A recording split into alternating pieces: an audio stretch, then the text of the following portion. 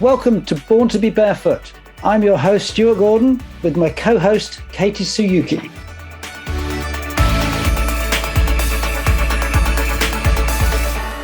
So welcome to our latest edition of Born to be Barefoot, our podcast sponsored by Barefoot Science Insoles. And I'm joined by my co-host, Katie Tsuyuki, who has flown in especially from New Zealand back to Canada to join us on this podcast and welcome our wonderful guest, Morgan Brosnihan. Now, Morgan is a physical trainer? Physical therapist. Physical therapist, beg your pardon, yeah. It's lost in the translation. Who's got, I'm actually really envious. She's living my lifestyle here. Morgan, we're going to learn about her work up and down the trails of Western America, treating people on the trail. Is that right, Morgan?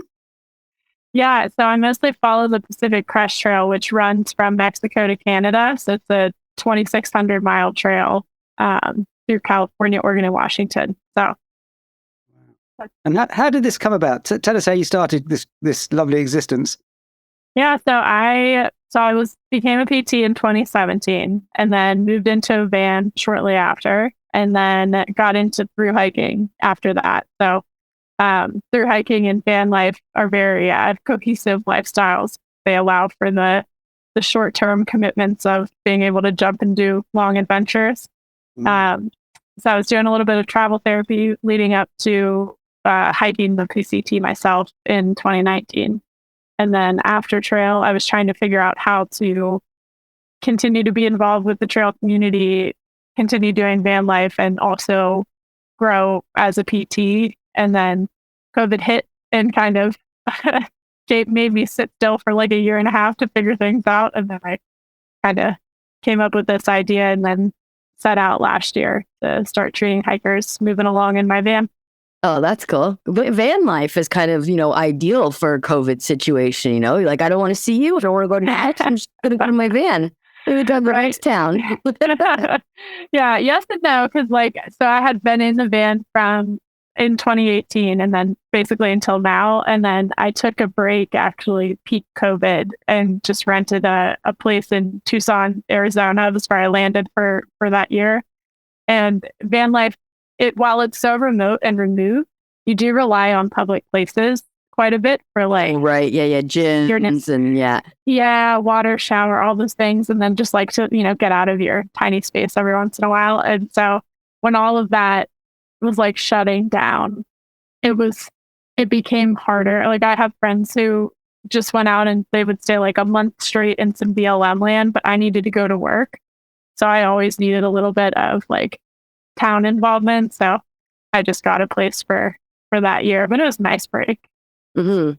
So are you in your van now? Yeah. It looks like a pretty nice van. But for those of us who are just listening, we're looking at Morgan in this beautiful, lacquered room with a cute little window. And is that your bed that you're sitting beside? Yeah. So my dad actually built houses. So this is van 2.0 at this point. I had a smaller van, but it was just as built out with wood, the cabinetry and stuff, because it ends up being things and materials we pull from other people's houses when he does remodel jobs. So things that would normally be thrown away. Mm-hmm. And then we kind of revamp it because I don't need very much. Really? Yeah, right. And do you have a specific favorite model of van that you go for? When you're driving down your road, you're like, "Oh man, look at that Sprinter!" And you're like,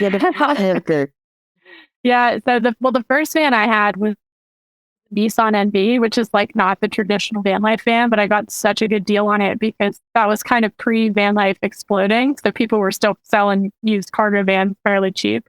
Mm-hmm. And so I got this red Nissan, and it had 170,000 miles when I got it. It was pretty small, and it still is running and doing fine, but it's now sitting at my parents' house as almost a backup van.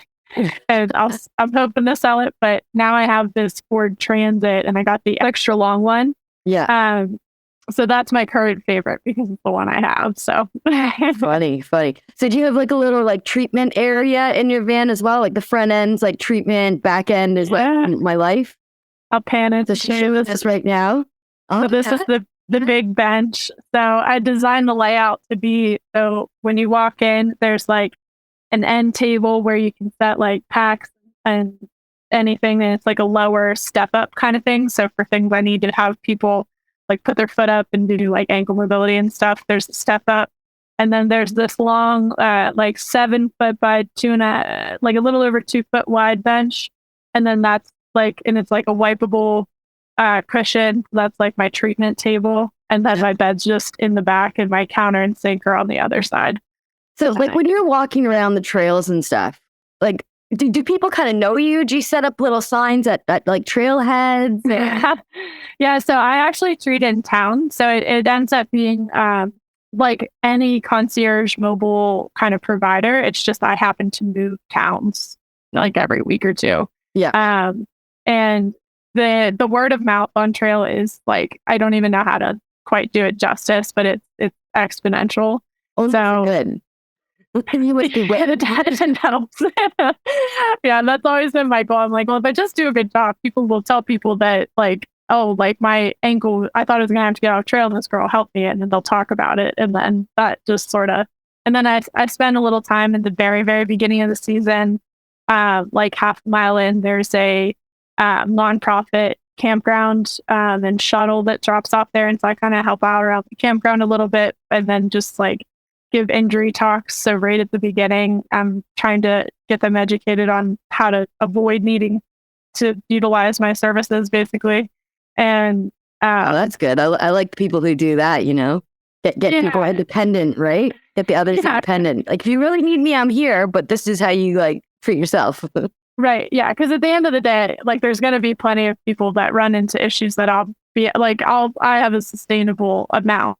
But if I want as many people as possible to be fine is the ultimate goal. So, and then I do a lot of like educational Zoom calls and like some of the big Facebook groups that have a few thousand people. So I talk to them about training and like footwear and common injuries and like basic anatomy. So that way they don't freak themselves out thinking something is broken, because they realize that like, oh, that's a tendon. I remember her like saying this spot specifically is not going to be a broken bone. Because that's always, you go right to worst case scenario whenever you think of something hurting. So if they can kind of talk themselves off the ledge, that helps make good decisions too.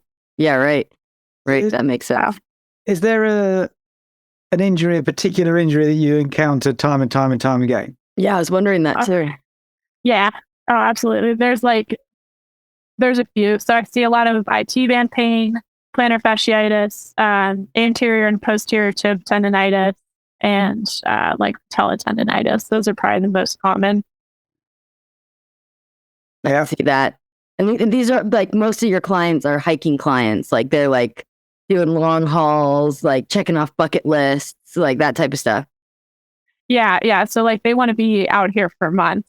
So I spend a lot of time in the first, like the very beginning of trail, like the first 150 miles before I move up, because that's when people start running into like, oh, I went from wearing like high top 12 mil drop boots into ultra low peaks overnight, and this isn't working out well for me. And so like just like easy like switches and things we can quickly intervene and make sure that we like fix things, and then they don't usually have as many problems moving forward. And then once I get further down, the injuries get a little bit more inflamed, a little bit more serious. And then we have to, do a little bit more treatment kind of thing. So you must have those people too that you have to like make the call where you're like, dude, I'm sorry, you're not going to make it. Like you need to pull the plug. Yeah. Most of the time it's things that are nice and objective. So it's like a fracture, or a tear. And so it's nice because there's not really gray area. The toughest ones are ones that they could keep going. It just depends, like, do they want to manage this every day? Do they want to have some pain every day? Like they're not doing permanent damage per se, but are they having a good time? So it's like those conversations are the toughest to have. Right. And what would you say the percentage of people like who actually finish the trail? Like, is it a pretty high percentage? Like, if our listeners out there are like, oh, this trail sounds cool, this is something that I want to do. Like, do they have a pretty good chance of? It depends on the year. Like this year is a high snow year, so it's going to be tough because there's going to be just a lot of environmental challenges that are going to be out of people's comfort zones. Like there's going to be like the Sierra some year is like a breeze there. You can just kind of walk right through it. And then this year it's like straight up mountaineering. So a lot of people will just like skip that and then finish the rest, which is still well over the majority of the trail. It's only a 400-mile section. But like those things come into play. And then there's a survey that comes out every year about Halfway Anywhere that gets enough responses to be pretty decent statistics. And it's something like 30% have to quit for injury. And that's not so bad. 70% kind of make it.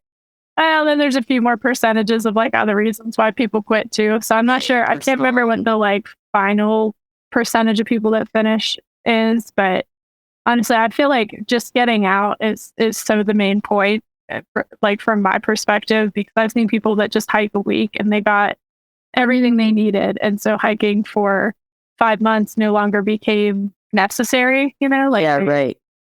They got all the big take home life-changing points, and now they just have the rest of their summer where maybe they have this time off they never would normally have, so they can spend time with friends and family, and you know, it ends up being pivotal. We have a probably the longest trail that people do over here is called the Southwest Coastal Path, which is about 625, so I did somewhere around that sort of in terms of mileage. But over here, what people mainly are doing is going along, they're doing a stint for a week, and then they go home, carry on, do their job for the next few months, and then might go back and do another. Oh, in stages. So is that how it works out on this PCT, this trail, or is it people really just going for the whole thing? Yeah, so some people, we call that section hiking, and so there are definitely section hikers that are a big part of the community, but the majority just set aside, 5 or 6 months to kind of hit pause on all their life things, and then they just knocked out one shot. That's amazing. And have you completed the trail? Yeah, that's what I'm going to tell you. Just once. Okay. I'm going to be like a down and back type person, No, I just did it once, and then it took me 5 months, and I've done a couple other trails. I did the long trail is one of the known through hikes around here, but it's like 300 miles. So, and then there's 3 scenic trails. So there's the PCT, the CDT, and the AT, and they all generally run from like Mexico to Canada, except the AT's like Georgia to Maine. But they're all like 2,000 to 3,000 miles, and people, when they hike them, they often do them in one shot. Wow. That's incredible. Imagine, how do people manage to get 5 months or so out of work and out of life? I mean, is there a demographic that does this? Is it typically sort of retired or partially retired people, or is it taking a bit of time off? Or yeah, it's a mix. So you'll get people who have like seasonal jobs, which could be all ages, and then you'll get people who are retired for sure, and then people just like kind of in between schooling, so like gap year, just graduated, and then you get people who just leave their jobs, or they have contract jobs. They'll just pick up with work whenever they get done. Sometimes people are able to get a leave of absence, which is really great, because then you don't have to post trail really worry about where your income's going to be. So that's got to be a nice security. But for me, I was doing travel PT before I hiked, so I did 3-month contracts. So just went at the end of a contract, and then when I was done, picked up another contract. Really? So, and with your work on the trail as you are now, so you're going from town to town, and people know. Do you have a set program that you put out on a Facebook site or a website, or how does it work? Do people know where you're going to be at a particular time, or can you respond to, an emergency situation for somebody? Yeah, so I do a lot of telehealth as well. So that's probably like half of what I do. So whenever someone needs help and they're not in the same place, we just do a video call, and partially because I see the same injuries over and over, and their mechanism of injury is often the same. We can get through a call just as good as if we were in person. But then they know where I am, because I'll post it on like social media. Like, I plan to be in Wrightwood for a few days, and then I'm headed to Tehachapi, and then, everybody doesn't have to see that post. But as long as some people do and then they talk about it, that's usually what helps spread it. And I used to be able to do check-ins on Far Out, the like map that people use. So the GPS with all the town info, and it's like the main thing that people use. But they're currently having a bit of technical issues this year with the check-in process. So I have been using that. I just made like a newsletter people can subscribe to if they really want to know exactly where I am, like, and have definite updates coming right to them. They can just subscribe to that. I also have a really big red van. So like if I'm in these small towns, you cannot miss my tan. It's like in your face. Do you have PT emboldened on the side of it? I know your business is called Blaze, isn't it? That's your practice name. So I have a magnet that said Blaze Physio and Mobile Rehab. And so, and it's funny because sometimes like people don't know what I look like, but they'll see my van and I'll be like, near it. So right. I'll hear like the conversation. Like I was in the laundromat the other day, and these three women were like, "That's the Blaze band." Like that, she's here. Like, folding my pants, and I'm just like, "Do you guys need anything?" What is it, dude?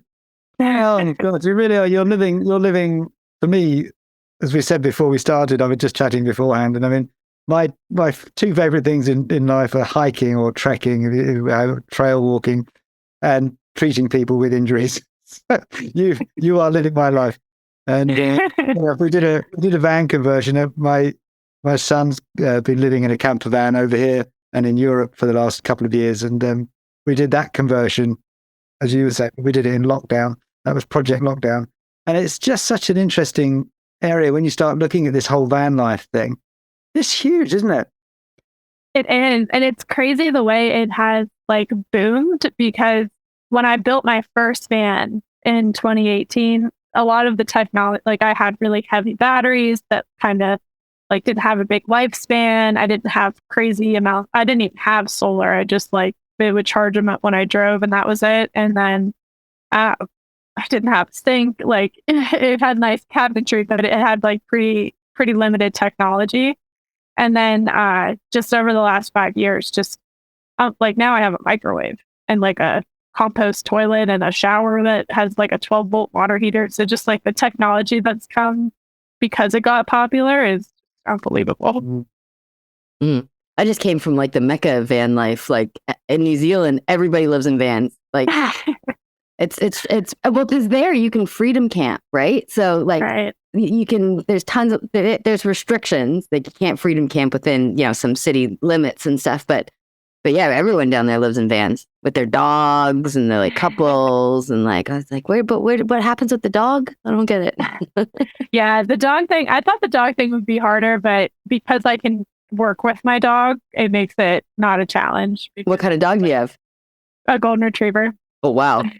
So she's like a big part of the business in the sense that hikers are all missing dogs. And so sometimes I'll have people like knock on my door and they'll just be like, "Hey, I'm not injured, but like, can I just pet Honey?" Yeah. So, but I mean, I take her everywhere with me, and we just like, we could go to dog friendly restaurants. If I'm going to grocery shop, I go like at night or in the early morning. And so like, she's only ever in the van when it's like 70 degrees and crazy and happy. Because vans don't heat up like regular cars because they're insulated and they have like a ton of airflow with the fans and things like that. So it's you have a little higher threshold, but it's still, I'm very like sensitive to not cooking my dog, as I think anybody would be. So never a good thing cooking your dog, is it? No. So did you grow up like very outdoorsy? Like your folks are outdoorsy or no? No. I remember at one point when I was growing up, I was like, I feel like I would like camping, but I don't have any friends to camp with. So I just like counted it out as a thing I don't get to do. And then I played a lot of sports. Don't get me wrong. I had plenty of stuff to do. And then whenever I got to college, my parents actually booked a guided backpacking trip into the Grand Canyon. So like Havasu Falls and that area. And so I went with them on that.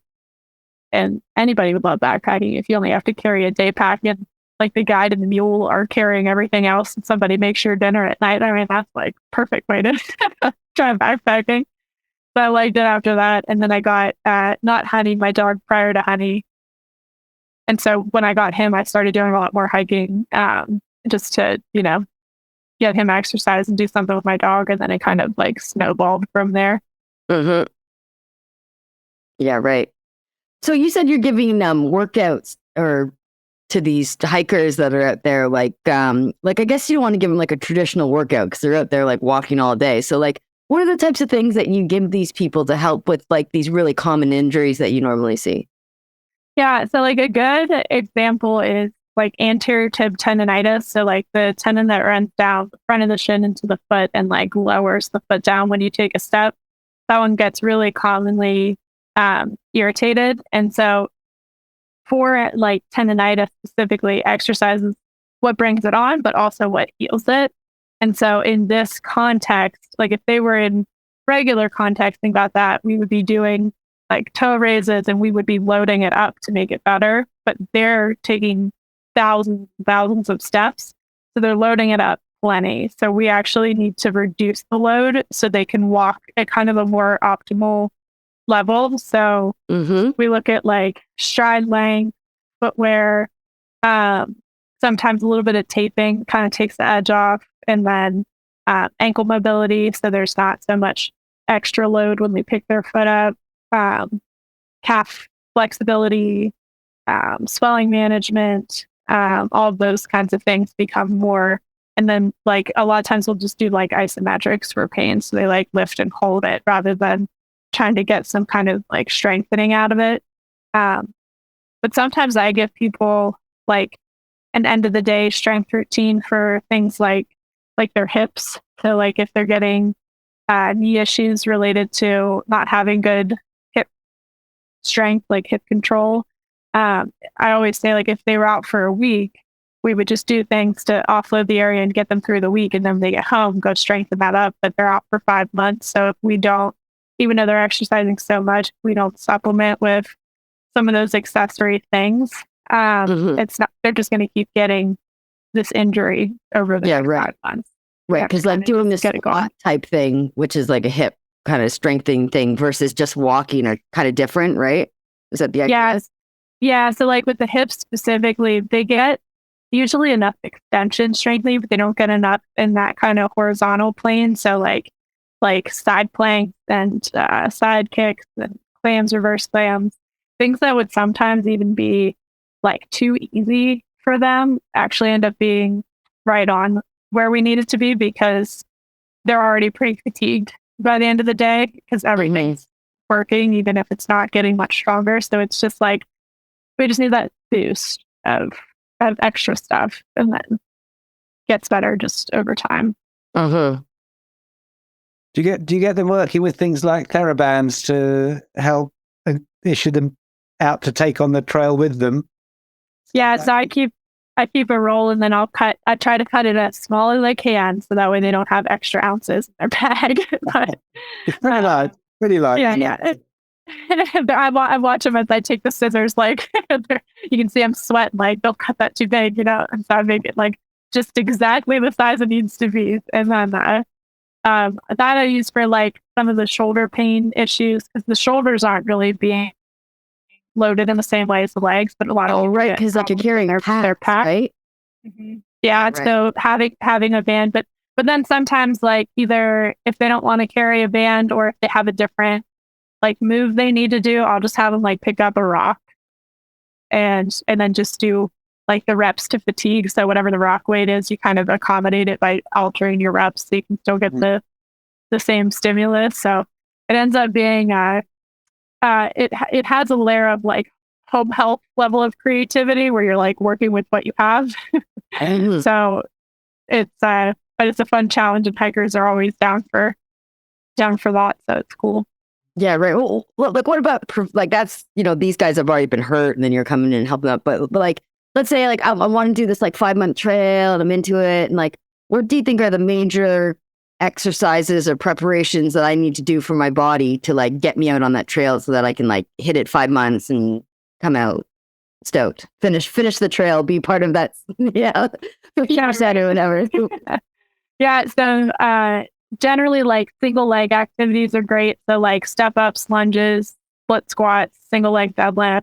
All of those things just help address some imbalances, and like it's very specific to walking. So like if you're doing a step up, obviously that looks like hiking, and whenever you do anything single leg, your ankle and your hip are forced to be more active, and those are the commonly impaired areas that lead to injuries. And then just like weightlifting in general, I can't overstate that enough, because not enough people are like do the weightlifting part of things, and kind of there's a bit of a mentality of the only way to get in shape for hiking is to hike. So like just hike and you'll be fine. And it's like, I mean, you could, and people certainly are, but if you want to look at like the physiological best bang for your buck for injury prevention, it's always going to be resistance training, because it makes your tendons and your bones stronger. And the two things that are going to potentially get you off trail are tendon and bone issues. So it's not, people don't get off trail because they weren't in good cardio shape. You build that up as you go. Not that you shouldn't do cardio. It's obviously a big part of it. But from an injury prevention perspective, I think weight training is just so valuable. That sounds really familiar for me. Like I did snowboarding, right? But my trainer has always said to me, you know what, as long as your strength level is up, everything else will come up with it. But you can't like necessarily work on the other areas and bring everything up with it. Strength is the main thing, that it's just everything. As soon as you get, like I said, as soon as your strength goes up, your, injury prevention and except for maybe flexibility. Well, fun should say that, because even flexibility is improved by like full range of motion. Strength training will make you more flexible than just stretching. So if you like do deep squats with weight, you'll have more flexible hips than if you did pigeon all day long. Wow, I didn't see. The strength training things come out. We've had some fantastic guests on the podcast previously. Have been a lot of endurance runners, so train 100 mile, 200 mile runners, and that's the theme. If we ever had a theme running through these podcasts, it's this awareness of the shift to the awareness to strength train for endurance sports, whether it's endurance running or endurance trail walking. And it's great that you're making that such a key factor for the people out there on the trails. It's key, isn't it? Absolutely. Yeah, for hikers, because like I would think that most hikers they wouldn't put those two together. Like they'd be just like what you said, Morgan. Like to prepare for this long hike, I need to go on more hikes.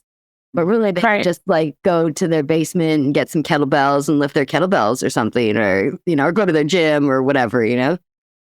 Yeah, and put outside their van. Yeah. I think that's the hardest thing, is a lot of people who through hike have pretty minimalistic lifestyles and traveling lifestyles. So a lot of them don't belong to gyms, and they don't have like weights and stuff at home. So like I even did, I put together like a video training series for this year's like prep, and it was like 20 workouts of things that are all related to the common injuries I see. And then it used just bands, dumbbells, and a loaded pack. So like you could just use a heavy pack with like water jugs or like your actual gear in it, but like some kind of external load. So that way you get those benefits.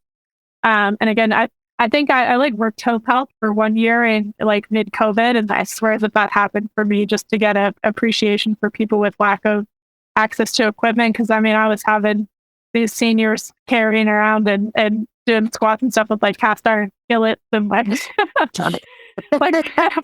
whatever, laundry baskets full of everything I can like stuff into the basket, so it's like, and anytime I like meet with somebody about prepping for trail and they're like, well, I don't have this stuff, I'm like, well, we could make it. Anything can become a load if we're creative. That's right. MacGyver it, eh? Yeah. So these 20 workouts, is this something that like people can purchase from you? Do you have it on a YouTube channel? Do you have it do you have a website or?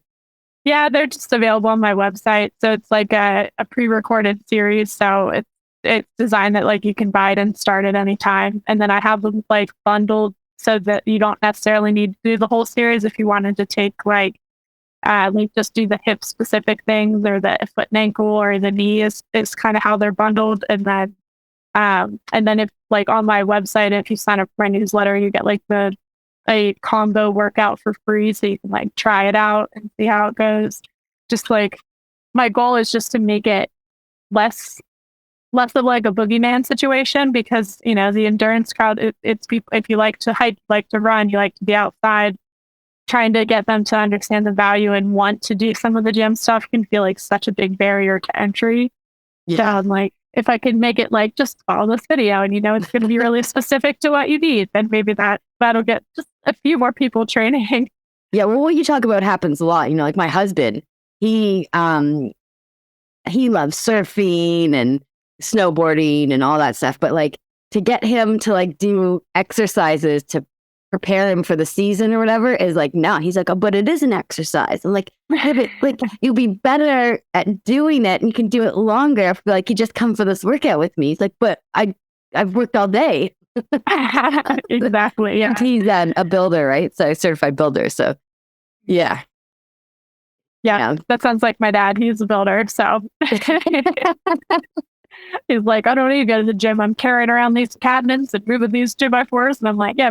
He's like, I did flaming today. And you're just like, yeah, but it does help you, you know? Yeah. Like your shoulder probably wouldn't hurt if it wasn't like your max strength to do those things. If you're right. And I'm sure the serotonin levels and all that stuff is much different when you're like working out on purpose versus just like working. Yeah. And like you favor your most dominant movement pattern, which is where like some hiking injuries will be if somebody is like really like quad and calf dominant. And so they'll like go up every hill that way. And then their like hips don't really engage or they like don't use their hamstring, you know, and then they walk this long and this far and they don't have that strength because they've been able to get by just favoring their stronger muscles. Now, suddenly when the whole body has to get involved, because it's just so tiring and such different like terrain and all that, then all of a sudden there's this huge disparity between the two. And then it's like, boom, there's an injury. And so it's like, you can just be more balanced if you kind of train your weakness, because oftentimes if we're already good at something, we don't have necessarily a blaring weakness. And so we can work around it a little bit easier until we can't. Well, that's why people like me come to people like, you know, you and Stuart, so that you guys can like crack the whip and be like, no, stop doing that. Do all the stuff you suck at. Right. Do you find it's the going downhill that people really struggle, get the problems with? Yeah. Yeah, I always compare it to like when you look at the way a car functions going up and over a mountain. When it goes up a mountain, it's hard on the engine. You usually go a little bit slower. But it's not hard on the vehicle. It's just the engine. So it's like, that's just like a person. It's hard on your heart and lungs. You get winded, tired, you go slower. And then when you come down, the engine's not working hard. So you can go way faster and easier, but the brakes will start smoking. And so it's the brakes that become people's injuries. So like the front of the shin, the knees, that's the main, and the foot. Well, that's a great analogy. I've never thought of using that analogy. I'm going to steal that one from you, because exactly the point. And it is the stretch, what we call the stretch reflex, the ability to put the brakes on as your foot's coming down. As you say, it's got to go further because you're going down here. Your knee's going to go, so the quads are stretching, lengthening as they're loading eccentrically. And that's when the injuries happen, isn't it? Yeah, so definitely. And then people lean back a lot on the downhills, which makes that even more of an angle. So even more of that eccentric. And then it's just... Especially if they have those big packs on as well. Yeah. Well, in the packs, though, so like because uphill is so challenging, when you carry a pack, you feel light as a feather going downhill. So then you're like flying down the hill. So then they go faster and they go longer because they're like, oh, it's an easy day. Let's like add 7 miles to my average. Like, oh no, now your brakes are just on fire. Yeah. It's fascinating. I mean, so many people I've treated have come back from walking holidays with knee problems or shin problems, as you said. It's always going down, and they don't get it. They don't get it. And when you explain it to them in that way, that is brilliant. That's definitely a good way to go. Yeah, the brakes are overheating. Yeah, I like it. So we have to. I think this is a good point, Katie. I don't know about you, but our people that power this podcast Barefoot Science insoles. Now, have you had the chance to have them sent to you on your travels and try these insoles out or not? Not yet. I had to. So mailing things is probably my biggest logistical challenge. right. So oftentimes whenever I don't know like where to give a good address, I'll just send it to like my parents' house and then have them handle mailing it to me whenever it's like, okay, I know I'm going to be here for a month. So like send it to the post office like anytime this week and I should get it before I leave. So currently the address I gave was for my parents' house. So they'll have to go there first and then get it to me. I've got to say, as a fellow therapist, all the things that you pointed out for where people get their problems, and I've seen it with the going down of the eccentric function and all the rest of it. This insole type with proprioceptive stimulus, which is what we're talking about, they are phenomenally effective. And it's something your walkers really, really could benefit from. You know, you talked about the shin pain, the anterior shin pain, unbelievably effective because the nerve system that the insoles switch on controls that eccentric function. So definitely need to have a look at that. And yeah, I love any tool that I can add to the toolbox for people. It's definitely. Yeah. I mean, you mentioned plantar fasciitis, is obviously something you see quite a lot of. Yeah. And again, as I don't know whether since you've started in practice, I mean, I've been doing this for nearly 30 years. The one, if I'm honest, and I try to be honest, the one injury that is an absolute so-and-so to try and help people with this plantar fasciitis, because you can use the same techniques on 10 people and it might work on one of them. And then you try something else and it might work on 2 of them. This method of stimulating the proprioceptive nerves through the insole is hugely effective. There's a military pedorthotist out in the States who's been using it for over 30 years, who's had a 97% success rate treating plantar fasciitis. That's pretty high. It's huge. That's extremely high. Yeah. And that's on, 60% of the soldiers that he's seen, it's come to him with plantar fasciitis. And he converted over to Barefoot Science about 8 or 9 years ago. And he's recorded this, reported it, measured it with force plates, et cetera, done everything by the book. 97.6%, if I'm being super accurate, success rate. So definitely call in on your parents, get them to post them to you somewhere and have a trial, because if there's one tool that will help your trekkers stay fit, stay healthy, and if they've got a problem, recover from it, it's these. Yeah. Oh, that's awesome. Morgan, you kind of touched light a little bit about footwear, about people going from like these high tops, as you said before, to these. So in my mind, a hiking boot is like this big, tall boot with a big, thick sole on it that comes up and protects your ankles, waterproof, blah, blah, blah, right? But like, I know when I go hiking, I actually like to wear like my minimalist shoes with a nice, like, zero drop and, well, obviously with my Barefoot Science in it, but just something that's like lower to the ground that doesn't have that like, step on a little pebble, roll your ankle type feeling to it. Cause I've done that before too. Like, is there like a movement kind of more towards like less of like a higher foot, like platform or, Yeah. So in terms of boots, almost nobody wears boots on through hikes. It's like pretty on that far. Yeah. Like there's still some, and like the most popular boot that I noticed is like the Merrell Moab, and it's not a high top boot either. It's more like a low top, becomes like a somewhere between a trail runner and a boot. But then most people are wearing Ultras, Hokas, Topos, and Brooks and Solomon. Those are the 5 most common brands. Yeah. So Hokas are actually really, really popular because the thing about so there's like two schools of thought, and different things work for different people. So like some people really do well in like Lone Peaks, but Lone Peaks also don't hold up very well in terms of mileage. So like after 300 miles, it's like wearing slippers. And so because they're walking so much and so long, then it tends to swing more towards like people will end up in the Olympus, which is the really padded version of Ultras. So still zero drop, but really thick midsole.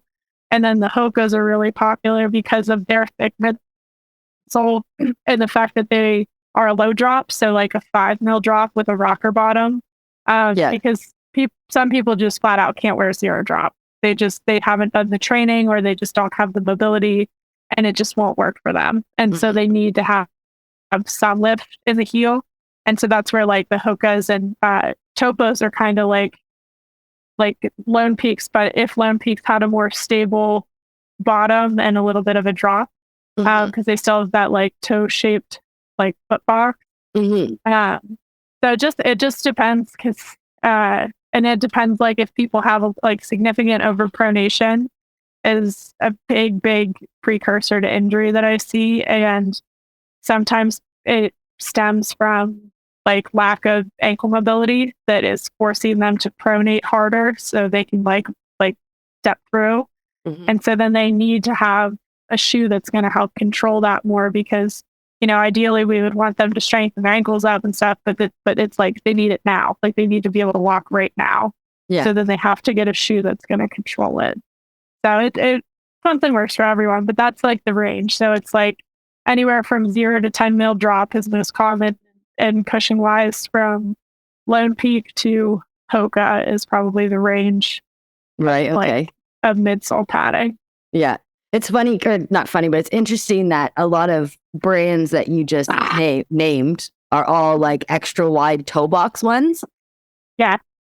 Like so that the feet can splay without, and I think people just, because I have a 2-year-old, right? So like we're looking at shoes and stuff, and I was talking to my girlfriend about it, and I was just like, there's just not enough toe box in these shoes, and then like even like my one buddy, he's a skater, like a skateboarder, and he skateboarded his whole life and lived his whole life in skateboard shoes.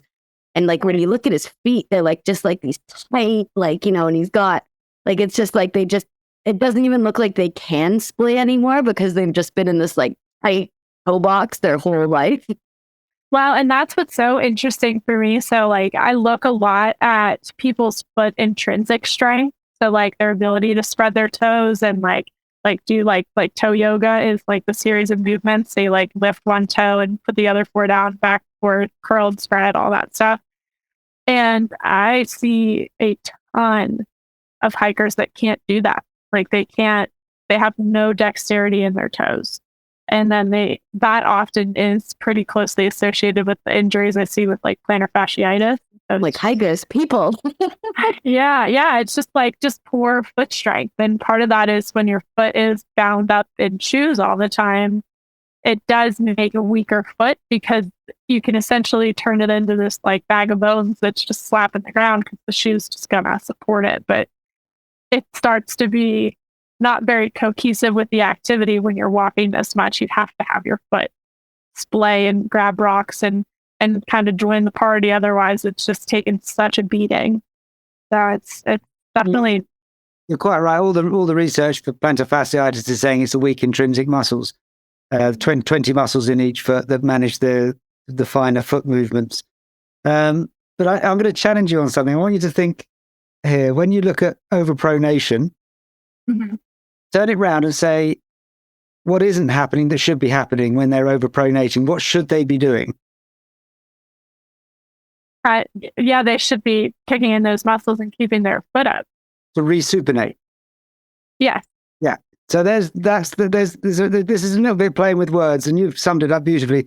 But people talk about overpronation as being the world's greatest evil for feet. But to my way of thinking, it's the failure to resupinate that's the problem. We can see that they're overpronating. You need to have some drop. That's absolutely. It just keeps on going and going and doesn't come back up. That comes back. We were talking about the stretch reflex earlier in the shin, and we were talking about it in the thigh when people are going downhill. But of course, every time the foot comes down and goes from what should be a nice arched position into a flatter splayed position, you're stretching the muscles on the bottom of the foot. Yeah. Right. And they should put the brakes on. They should be accelerate back out of it again. Yeah. And that's what's not happening. And again, I'm kind of laboring the point, but that's what these stimulating the proprioceptive nerves does. Yeah. You will see it. We need to have an off podcast call, and I'll show you how this works. There's no session. Yeah. So do the insoles have the kind, like, are these the kind of insoles where it like it bumps the foot? You know what I mean? Like it almost hurts if they don't pronate back up. Is that what it is? No, absolutely not. No, it's about a mild stimulation. It's like the same thing. Like if you have your hand here, right? And like tickle in here, like the mid of your hand, the front of your fingers naturally want to come down. Right. Yeah. When we put pressure up in the middle of your palm, it's kind of like the same idea with your foot. Like I know that when I'm working out in my insoles, and I can feel that mid arch stimulation, and like I can feel my feet like gripping in my shoes more. Right. Then I'm like, oh, that's working. Like your feet want to grip like your hands do, right? But we just don't let that happen anymore because we're all shotted walking around in shoes, right? Yeah. So that's why the device is called Barefoot Science, because it's like taking barefoot concepts of walking on rocks or grass and stuff to activate the foot, but in from within any shoe.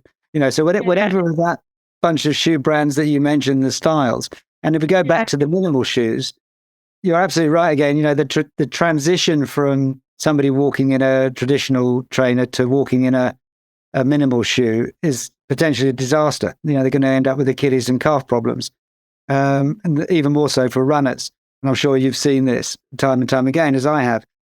But if you put them into the insoles when they make that transition, it's not immediate, but it's shortens. I mean, even the manufacturers of their minimal shoes are actually admitting, if you like, or confirming, for want of a better word, they can be 12 months to 18 months to make that transition. You stick these proprioceptive stimulating insoles in, and you're talking about weeks. Yeah, and Morgan, there's levels to it, right? There's 7 levels, so it's like as soon as you can't feel the proprioception stimulation or the stimulation on your foot, then you can like change level and level up. So it's not just like there's not supposed to be any pain involved or anything like that. It's just once your body adapts to it, then you just up the stimulation type thing. Yeah. Like a regular workout program, right? Yeah, that's cool, because I've definitely seen some people and I think anybody who works in with endurance athletes, and Stuart, I'm sure you've had this, along with plantar fasciitis, posterior tib tendonitis is a tough one because it's got such a bad blood supply. But what does that feel like?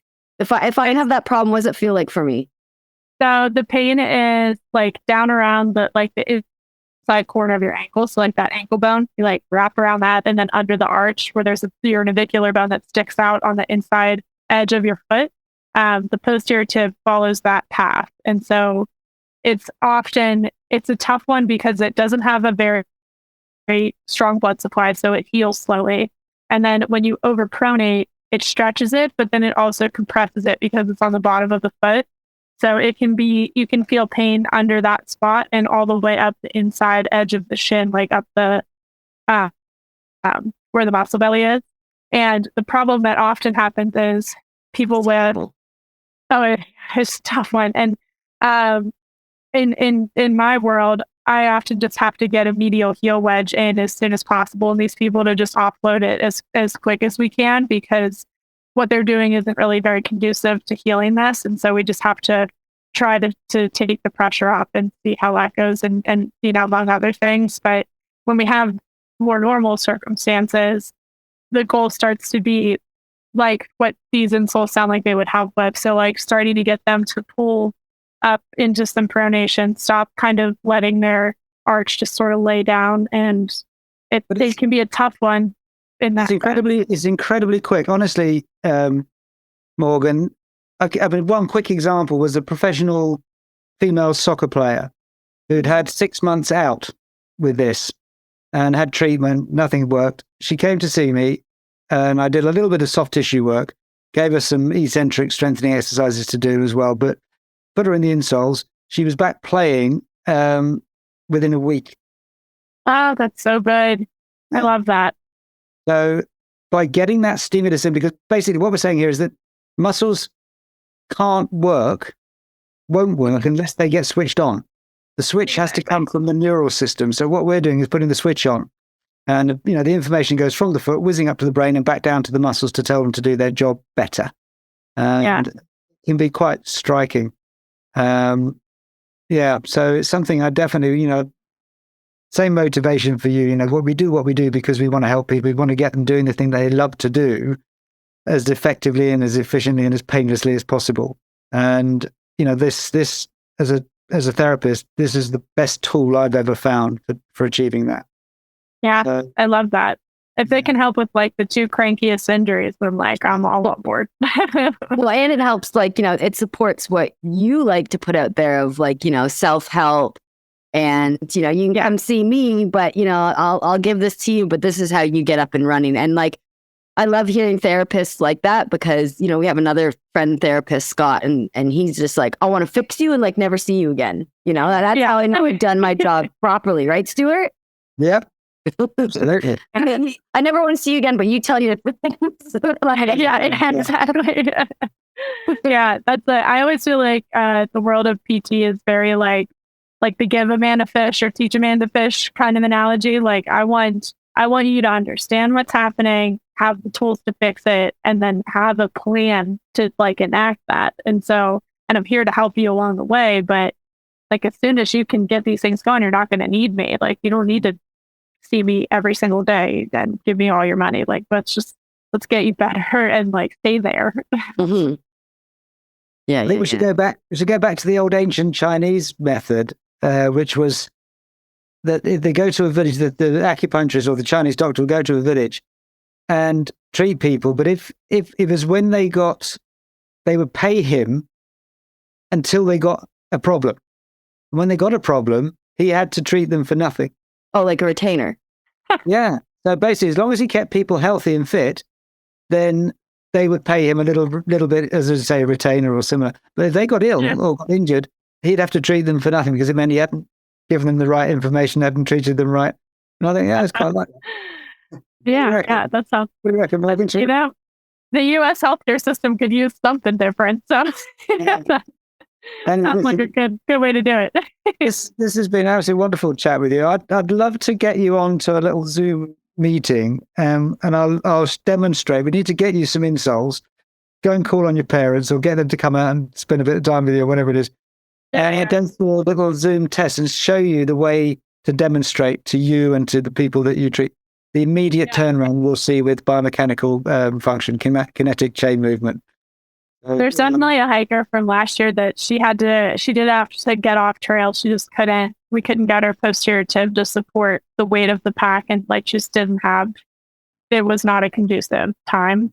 So she needed to get off and do regular rehab, but she still had some of the flattest feet I've ever seen. So I would love to see how this works for her, and she'd be down to try it.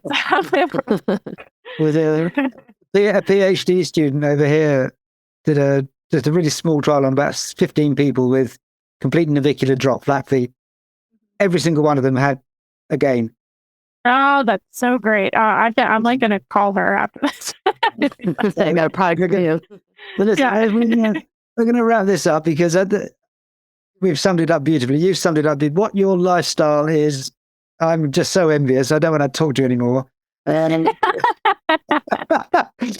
But what a choice of life. What a choice of therapy. And the word of mouth thing, not surprising. From talking to you, there's absolutely no surprise that people know about you. No surprise that people want to trust you and come to you for treatment because you obviously know your stuff and you're doing a great job.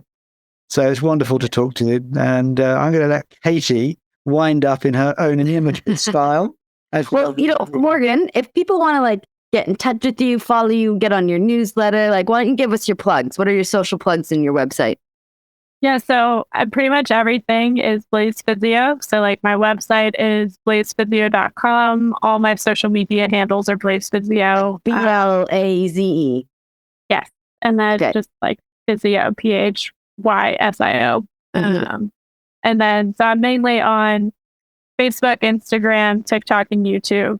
And then if anybody's interested in trying a training class, you just have to subscribe to my newsletter and you'll get a free class. And then I do one-on-one training for people in trail prep. I can do PT for places that I have a license, so limited to the US, and I have quite a few licenses. So the best way is just to email me and ask if I'm licensed in your state, because even if I'm not, sometimes it's easy to get if it's in the compact. So And I have like where like the whole PCT is, I have all those states. And I'm going to ask one more question.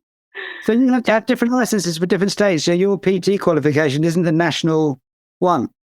So I'm recognized as a PT nationally, but you have to practice in each state. You have to. It's basically just a money thing. That's so like an insurance thing type thing, right? Yeah, you just have to pay that state's fees and get their licensure, so then you can practice there. But they're starting to try to do away with that because it really hurts providers and patients. Because if somebody I specialize in thru hikers. So like if you want someone to help you that knows thru hikers, but you're in a state that I can't help you, now that person can't get that resource.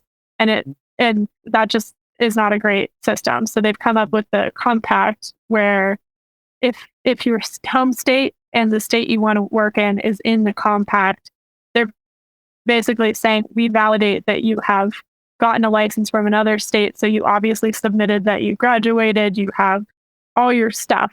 And so you don't need to resubmit your board exam to us as well. We see that you did it once. So just pay our smaller fee and now you have this license. So that makes it a lot more accessible, but there's still some states that aren't in the compact. So that's kind of the alternative surely is to register your van as an independent state. Yeah, that would be nice. It's obvious. I can't believe I didn't think of that. Anyway, Peyton, start us off. Well, thank you to all of our followers and subscribers out there who have listened to this great podcast today. If you're new to us, don't forget to hit that subscribe or follow button so you can get all of our new great podcasts. Thank you so much, Morgan, for coming on with us today. It was great to hear all of your stories and your knowledge. We really appreciate it. Stuart, always good to see your face and hear your voice all the way from the UK. I'm now in Toronto, no longer in New Zealand. I'll be here for a few months. So here in the afternoon, I'd like to say good afternoon to you all. And, hope everyone has a great day. I'm going to say good night from the UK. And Morgan, what time is it? It's 12 o'clock. So good afternoon from California. Okay. Thank you so much, Morgan. And wonderful to meet you. Thank you, guys. Thanks for having me. Bye then. You've been listening to the Born to Be Barefoot podcast with myself, Kate Tsuyuki, and the wonderful Stuart Gordon. Please remember to hit the subscribe button and give us a 5-star review. We'll see you guys next week.